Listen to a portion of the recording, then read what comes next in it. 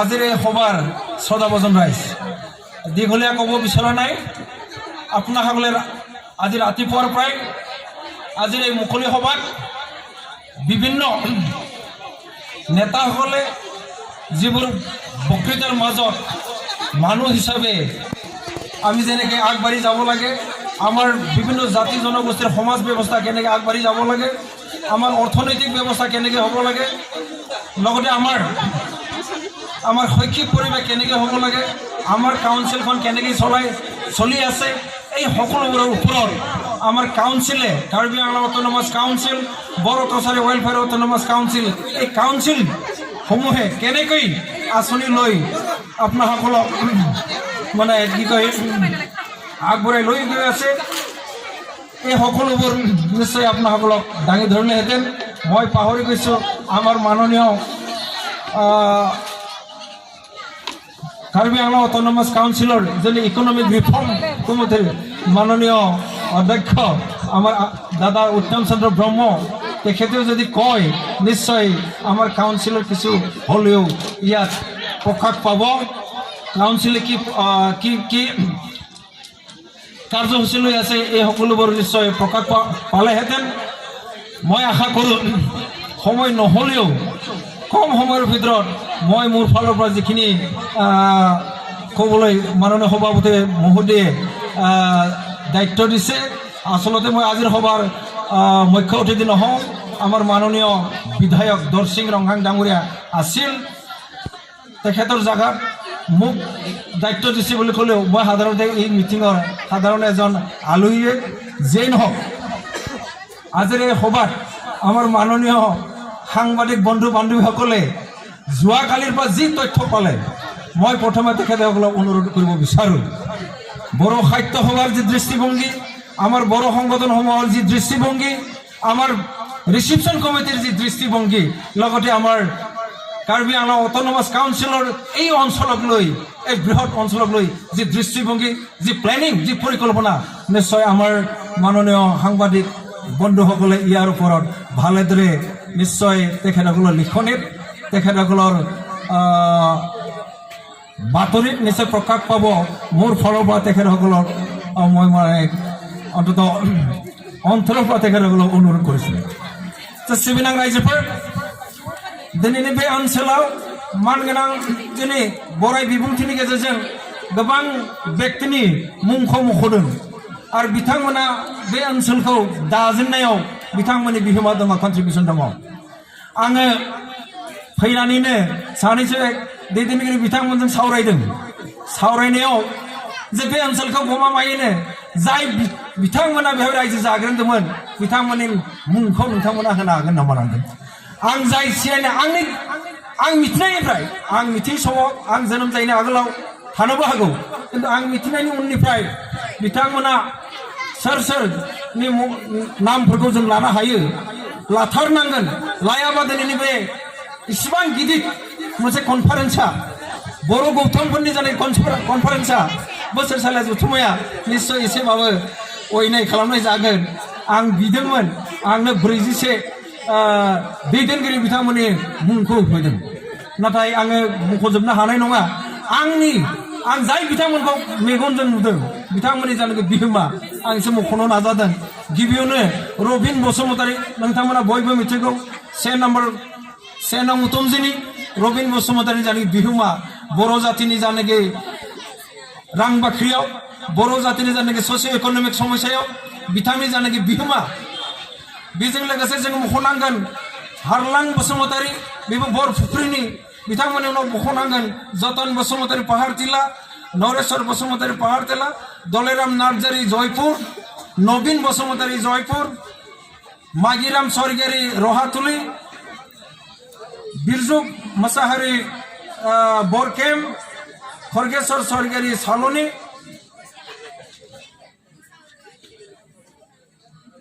बाइजा खाख्लारी तिलापाहाड़, मनेश्वर स्वर्गियारी बिश्वनाथ। बिथांमोना आं बिथांमोनखौ मख'नो हानायखाय, बिथांमोनखौ लोगो मोननायखाय आं बिथांमोननि नामखौ मख'बाय। गोबां दंबोयो जाय बिथांमोना बे फैजेननानै जेबो एलपि स्कुल गैया, जेबो एमइ स्कुल गैयामोन, जेबो हाई स्कुल फरायनो सुबिदायानो गैयामोन दा बिथांमोनानो सानग्रोदों बे ओनसोलाव गुदि फरायसालिखौ फसंथाननांगौ एलपि स्कुलखौ एस्टाब्लिश কৰিব লাগে एमई स्कुल ইয়াত গঠন মানে এস্টাবলিশ হ'ব লাগে হাই স্কুল ইয়াত এস্টাবলিশ হ'ব লাগে এই সিনিয়ৰ যিসকলে ইয়াত এতিয়া প্ৰয়াত তেখেতসকলেই চিন্তা কৰিছিলে ইয়াত স্কুলৰ প্ৰয়োজন এতিয়া আজিৰ তাৰিখত এই বৃহৎ অঞ্চলত এলপি স্কুলৰ অভাৱ নাই এমই স্কুলৰ অভাৱ নাই হাই স্কুলৰ অভাৱ নাই আমি ফুলনি হাই স্কুলত এমই স্কুলত গৈ পঢ়িব লগা হৈছিল 5 কিলোমিটাৰ মোৰ ঘৰৰ পৰা আমি খোজকাঢ়ি বাৰিষাটো কেতিয়াবা মানে পিছলি পৰিলে ৰাস্তাত তেতিয়াতো পকী ৰাস্তা নহয় পিছলি পৰিলে আৰু স্কুল যোৱা বন্ধ সেই অৱস্থা এতিয়া আজিৰ তাৰিখত নাই গতিকে আমি যথেষ্ট এটা ভাল পৰিৱেশত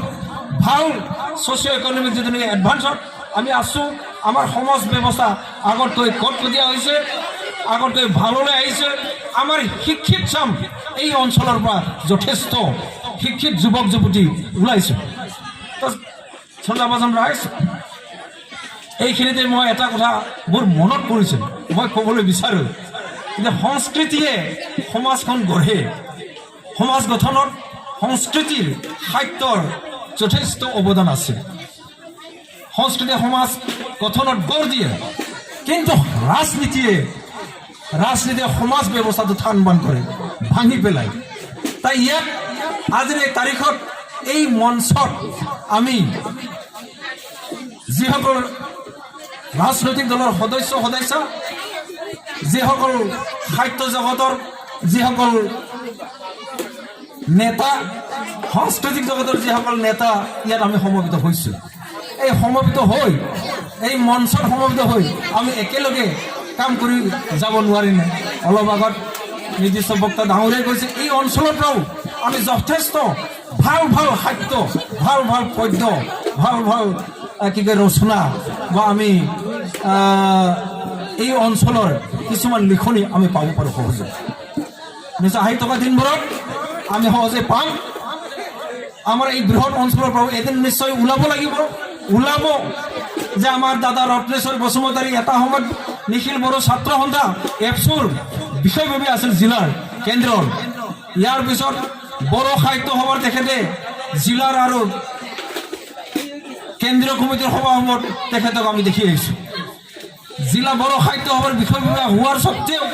আৰু এজন bank cashier bank manager Ratneswar Narzary ডাঙৰীয়াই তেখেতে মানে কি কয় আজিৰ তাৰিখত ভাৰতৰ পৰা সাহিত্য একাডেমি যিটো এৱাৰ্ড তেখেতে পাবলৈ সক্ষম হৈছে আজিৰ তাৰিখত কাৰ্বি আংলং বড়ো ৰাইজে সমগ্ৰ অসমৰ সমগ্ৰ ভাৰতৰ পৃথিৱীত ৰত্নেশ্বৰ নাৰ্জাৰী ডাঙৰীয়াক লৈ আমাৰ ভাইচ প্ৰেচিডেণ্ট উজিৰ ডাঙৰীয়াক লৈ আমাৰ ডক্টৰ প্ৰেমানন্দ মুছাহাৰী আমাৰ ঋতুৰাজ বসুমতাৰী এখেতসকলে এই লাংহিনৰ যি বড়ো এই যিমানখিনি বড়ো আছে এই কম সংখ্যক বড়োৰ মাজত 4জন সাহিত্য একাডেমি এৱাৰ্ড দি পোৱাটো আমাৰ কাৰ্বি আংলং বড়ো ৰাইজৰ মাত্ৰ নহয় ইয়াত বসবাস কৰি থকা সকলো জাতি জনগোষ্ঠী আমাৰ কাৰ্বি বড়ো ডিমাচা সকলোবোৰ কাৰণে অন্ততঃ সাহিত্য একাডেমি এৱাৰ্ড পোৱাটো সহজ কথা নহয় তেখেতসকলৰ লিখনি য'ত মানে নিৰ্বাচিত হৈছে তেখেতসকলৰ যি ছপা ওলোৱা দিখুৰা চলো বাথা ইয়াৰ পৰা আমাৰ ৰত্নেশ্বৰ নাৰ্জাৰী ডাঙৰীয়াই যি সাহিত্য একাডেমি পুৰস্কাৰ বা এৱাৰ্ড পাবলৈ সক্ষম হৈছে নিশ্চয় এই শ্ৰী গাংজাং অঞ্চলৰ আমাৰ ফুলনি উত্তমজী আমাৰ 2 নম্বৰ উত্তমজী পাহাৰ টিলা এফালে আছে ৰহাতুলি এফালে চালনী জয়পুৰ এফালে বিশ্বনাথ খুব কম সংখ্যক বড়ো ইয়াত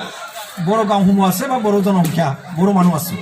নিশ্চয় এদিন আশা কৰিব পাৰি অলপ আগত বক্তাসকলে কৈ যোৱাৰ দৰে এদিন হয়তো এই অঞ্চলৰ পৰাও এনেকৈ এজন ডাঙৰ লেখক নিশ্চয় আহিব বা তেখেতসকলৰ লিখনি আমি পঢ়িবলৈ পাই থাকিম सिबिनां रायजोफोर बारा गोलाव बुंनो लुगैयाखिसै आङो नोंथांमोननो बर' कसारि वेलफेयार अट'नमास काउन्सिलनि एजुकेशन बिफाननि सोलोंथाइ बिफाननि मावफुं सोद्रोमा हिसाबै नोंथांमोना नैबे खोथाखौ मिथिहोनो लुबैयो जे जोंनि नेशनेल एजुकेशन पलिसिया जागायजेनबाय नेशनेल एजुकेशन पलिसि जोंनो मोनसे मा जादोंमोन नैबे एलपि स्कुल आरो बे खाथियाव जुदि मोनसे प्राइभेट स्कुल दङब्ला जोंनो मा जादोंमोन नखराव नांलायदोंमोन मारै नांलायोमोन मिथिबायना जे सोरनिबानि गथ'आ क्लास 3 बोसोर जाबानो बोसोरथाम जाबानो स्कुलाव थाङो प्राइभेट स्कुलाव आरो जोंनो गभर्नमेन्ट स्कुलाव हरनांगौआ बर' बिजों स्कुलाव हरनांगौआ एसामिस मिडियाम स्कुलाव हरनांगौआ 2 बोसोर नङाबा एडमिशन होआ 5 बोसोर नङाबा एडमिशन होआ नोंथांनि फिसालानि बैसोआ बेसेबां जाखो होनबाय 5 बोसोर एडमिशन मोना मानो होनब्ला 2 बोसोर जानांगौ बेनिफ्राय जोंनि बिसि फिसायनि गेजेराव मा जाखो मालाय साना बोसोरथाम उनावनो थांबाय स्कुलाव आरो जोंनि फिसाजो फिसालाया माला थांनो मोनगोन बे जाहैबाय गभर्नमेन्ट स्कुलनि नियम मैया दाखालिसिम नङा होमबा बेखौ लानानै नों हरा हौवाया जिखि बुङा मानो हिन्जावा होननोसै आं फैसा खामायनानै आं हरगोन प्राइभेटब्लाबो आंनि गथ' थांनो मोननांगौ बेबायदि जायाखै होमबा दा बेयो गोदान माने राष्ट्रीय शिक्षा नीतियाव नेशनेल एजुकेशन पलिसि बायदिब्ला बेयो 3 बोसोरनिफ्रायनो जोंनि गभर्नमेन्ट स्कुलाव थांनो मोनसिगोन बर' बिजों स्कुलाव थांनो मोनसिगोन थांनाय लोगो लोगोनो मास्टारफोरा एडमिशन होनांसिगोन स्कुल कमिटिया एडमिशन होनांसिगोन आरो बिथांमोना बे गुदि फरायसालियावनो क्लास 5 सिम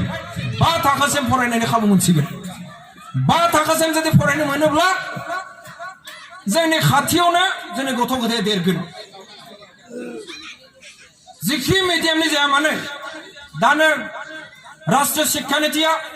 नेशनेल एजुकेशन पलिसि 2020 आव स्पष्ट भावे बुंनाय जादों होम लैंग्वेजजों जों जा रावजों जा बिमानि रावजों रायलायो बे रावजों फरायनो मोननांगौ जोंहा बिजों दंखायो मिडियाम दंखायो जोङो फरायनो हासिगोन 5 बोसोरसिम फरायनानै 5 क्लाससिम फरायनायनि उनाव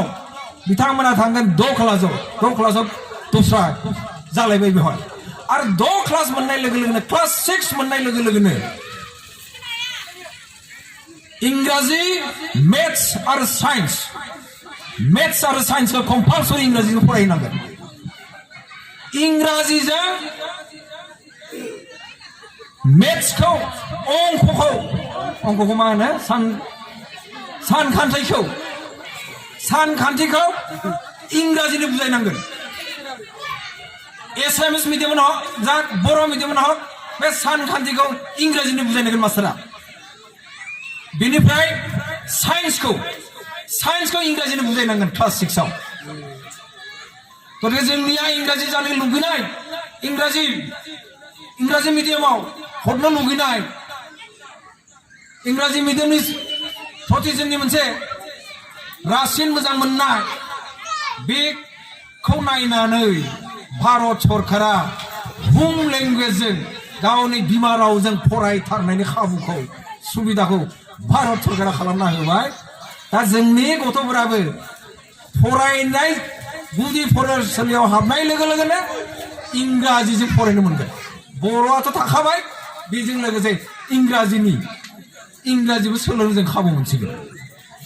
आं बेनि गोजौनिखौ बुंला 6, 7, 8 निखौ बुंला 9, 10, 11, 12 निखौ बुंला गोबाव जागोन जोंनियाव जे नखराव नांलायनाय फैयो मालाय साना गुबुन मिडियामाव थांनानै बोसोरथामावनो थांनो मोनदों आंनि फिसाजोफोरा 5 बोसोर 6 बोसोर जाबासो एडमिशन मोनो मा खोथा बेलायनांगौ नों फिसा हराब्लाबो आं बिमाया हरगोन होननाय बायदि नों बिमाया हराब्लाबो आं फिसा हरगोन होननाय बायदि बेबायदि नांलायखुंनाय दा बे साननांगौ बर' साहित्य सभानि जानाखि गिनाय दुलाराय बर' फरायसा आफादनि जा गिनाय खौसेथि बर' सुबुं आफादनि जानि गिनाय दुलाराय बर' आइजो अनसाय आफादनि जा गिनाय बेबायदि माहारियारि बर' आफादफोरनि जानाखि गिनाय बे गिनांगौआ दा गैलिया राष्ट्रीय जानि शिक्षा नीति बे नीतियाव बेफोरखौ लाजोबबाय ओंखायनो फैनाय दिनाव जोंनि बर' बिजोङा निश्चय एसेबाबो साबसिन जागोन जोंनि अनजिमाया बुरजासिन जागोन बेवहाय माने गुनु गुथु माने गेद्दा गेद्दि माने गिनांगौनि जेबो सिन्था गैया आं गोबां खोथाखौ बुंगौमोन बुंथ'ला आङो जोङो आसामाव थानाय बर' फिसाफोरा आरोबाव गंसेबाव बर' कसारि वेलफेयार अट'नमास काउन्सिल बर' कसारि अनसाय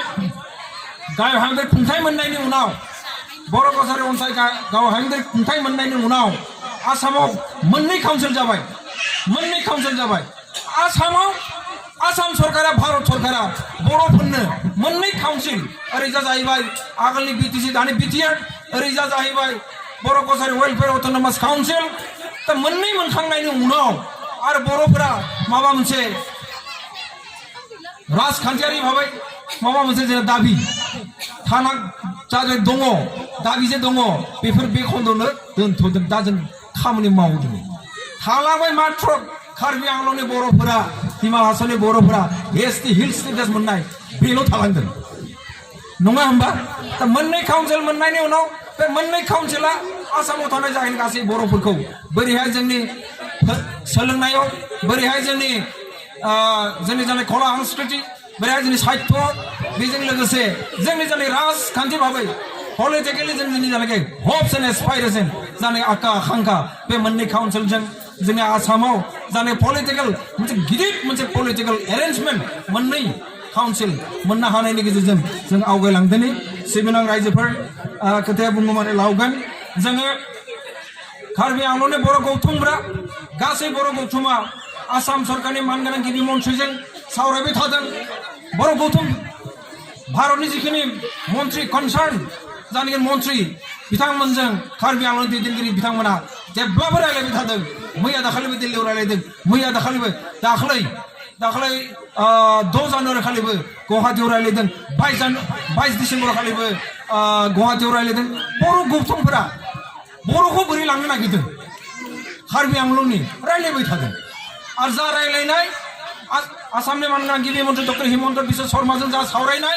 दाखालि 22 तारिख दाखालि 22 डिसेम्बर आरो दाखालि 6 जानुवारि खालि जा सावरायनाय जथेस्थ मोजां बिथांनि साननाय हनाया निश्चय जोंनि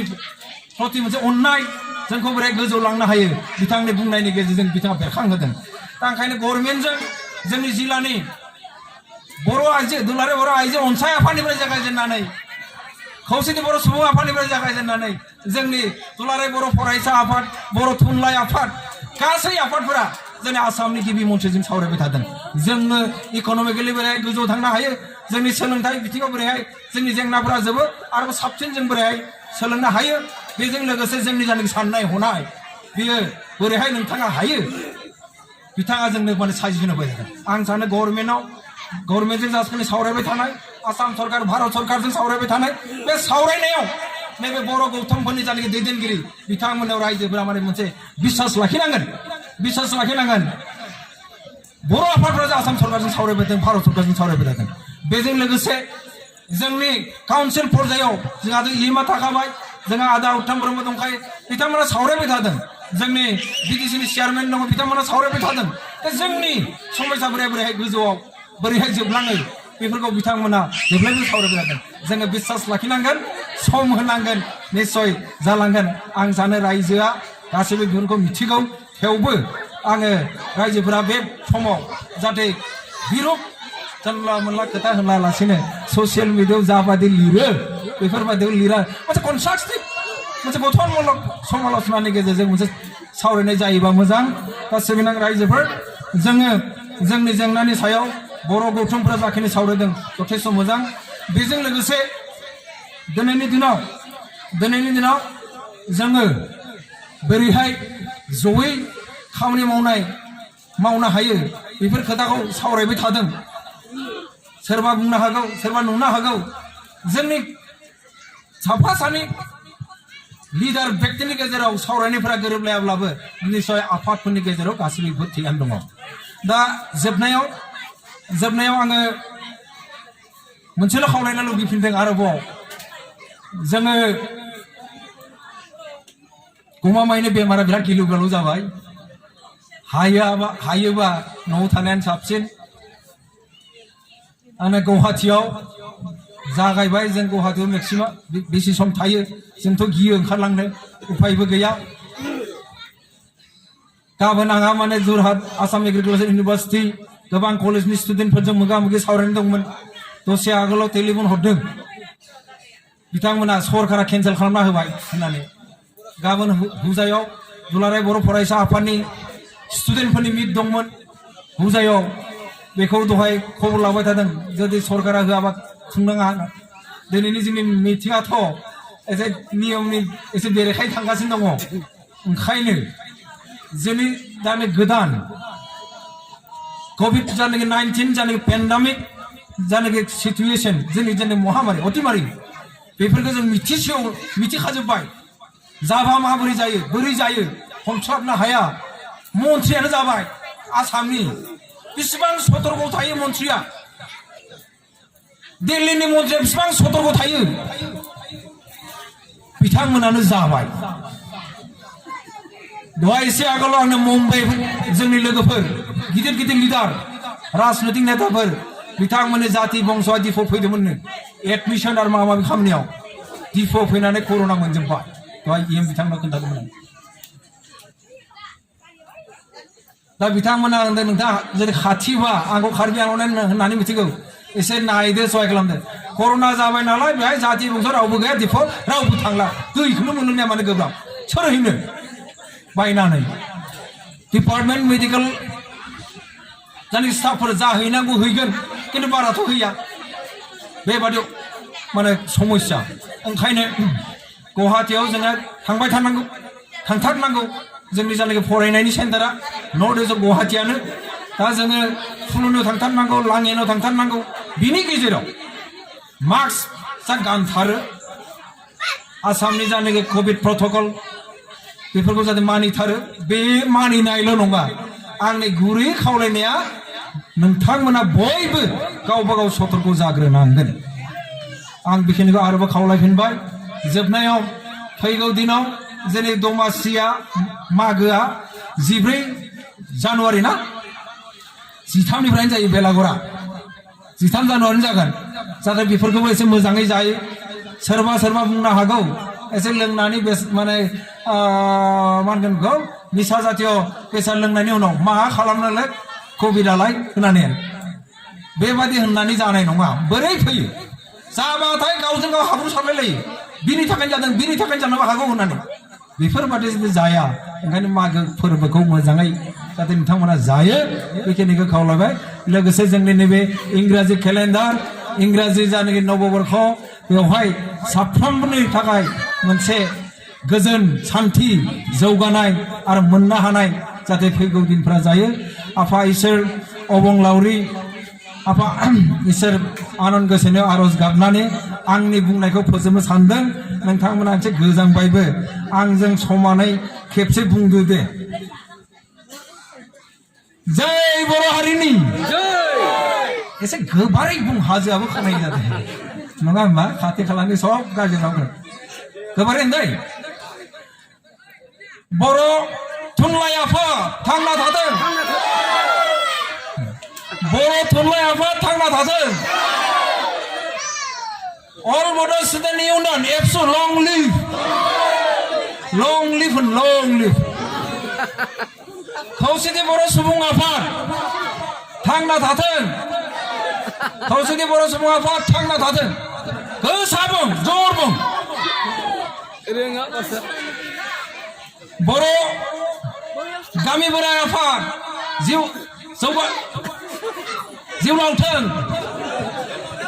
लावथों माबोरैबा खोनायो थांना थाथों नङा होमबा बर' आबादारि आफाद थांना थाथों बुं गोबारै बेनि कनफारेन्स जागासिनो दं बेवहाय दुलाराय बर' आइजो अनसा आफाद थांना थाथों कसारि समाज थांना थाथों दे होमबालाय खेबसे जोबनायाव बुंदों जय बर' हारिनि गोजोन्थों खुलुमबाय